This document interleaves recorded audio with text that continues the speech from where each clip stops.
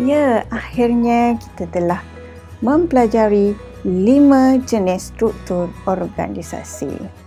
Kita ingat semula, struktur organisasi yang pertama ialah struktur organisasi berdasarkan fungsi. Struktur organisasi yang kedua ialah struktur organisasi berdasarkan produk.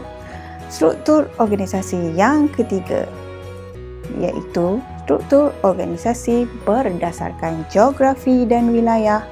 Struktur organisasi yang keempat iaitu struktur organisasi berdasarkan pelanggan, dan yang kelima struktur organisasi berdasarkan metrik. Boleh ingat?